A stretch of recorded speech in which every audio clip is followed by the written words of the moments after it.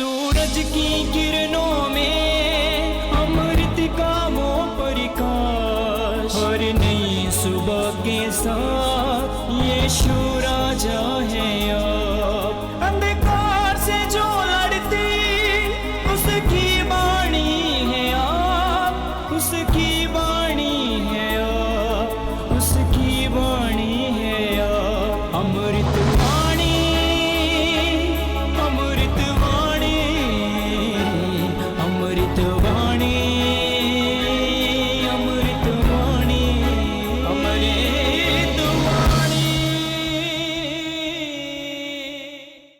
पहला पाठ लेवी ग्रंथ अध्याय 25 पद संख्या 1 और 8 से 17 तक। प्रभु ने सीनै पर्वत पर मूसा से यह कहा, वर्षों के 7 सप्ताह अर्थात 7 बार 7 वर्ष, तदनुसार 49 वर्ष बीत जाने पर तुम 7वें महीने के 10वें दिन प्रायश्चित के दिन देश भर में तुरही बजवाओगे। यह 50वां वर्ष तुम लोगों के लिए एक पुण्य वर्ष होगा और तुम देश में यह घोषित करोगे कि सभी निवासी अपने दासों को मुक्त कर दे। यह तुम्हारे लिए जयंती वर्ष होगा। प्रत्येक अपनी पैतृक संपत्ति फिर प्राप्त करेगा और प्रत्येक अपने कुटुंब में लौटेगा। 50वां वर्ष तुम्हारे लिए जयंती वर्ष होगा। उसमें तुम ना तो बीज बोगे, ना पिछली फसल काटोगे और ना अनछठी दाखलताओं के अंगूर तोड़ोगे, क्योंकि यह जयंती वर्ष है। तुम उसे पवित्र मानोगे और खेत में अपने आप उगी हुई उपज खाओगे। उस जयंती वर्ष में प्रत्येक अपनी पैतृक संपत्ति फिर प्राप्त करेगा। जब तुम किसी देश भाई के हाथ कोई जमीन बेचते हो अथवा उससे खरीद लेते हो तो तुम एक दूसरे के साथ बेईमानी मत करो।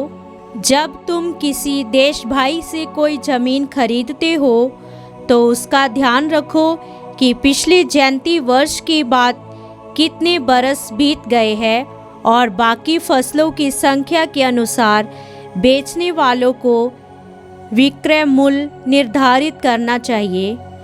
जब अधिक वर्ष बाकी हो तो मूल्य अधिक होगा और यदि कम वर्ष बाकी हो तो मूल्य कम होगा, क्योंकि वह तुम्हें फसलों की एक निश्चित संख्या बेचता है।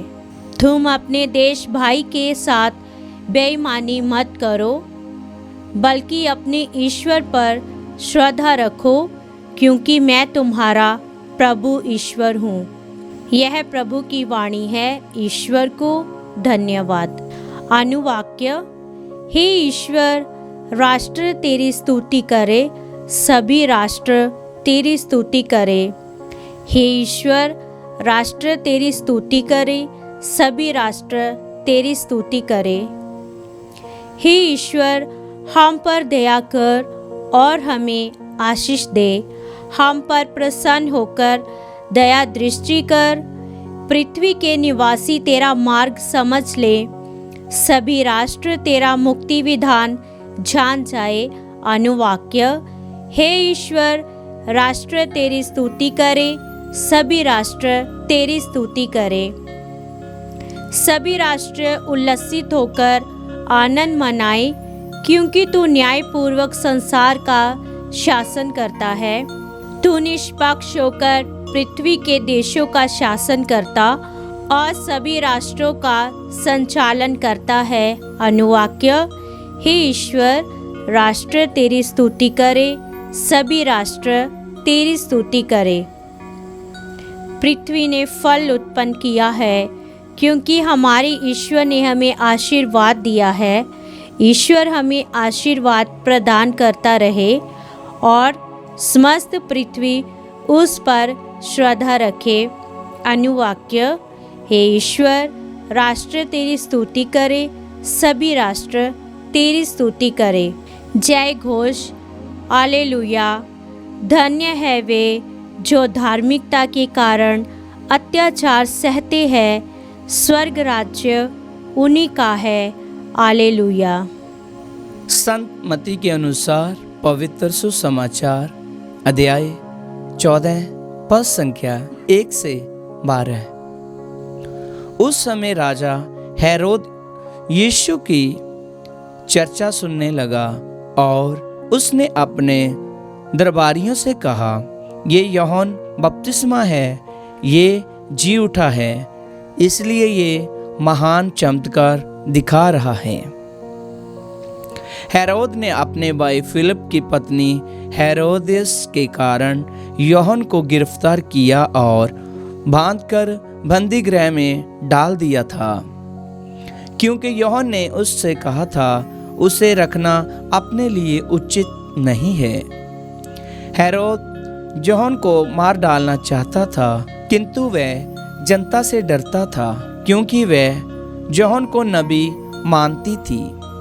हेरोद के जन्मदिन के अवसर पर हेरोदियस की बेटी ने अतिथियों के सामने नृत्य किया और हेरोद को इतना मगध कर लिया कि उसने शपथ खाकर वचन दिया, जो भी मांगो मैं तुम्हें दे दूंगा।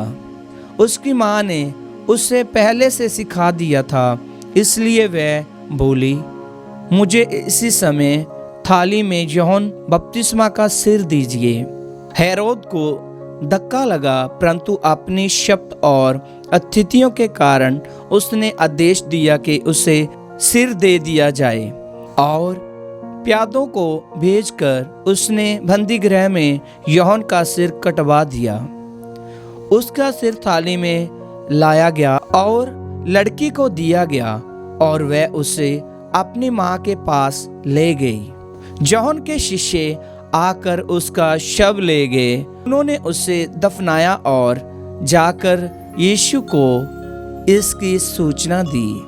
प्रभु का सुसमाचार। क्रिस्त की जय।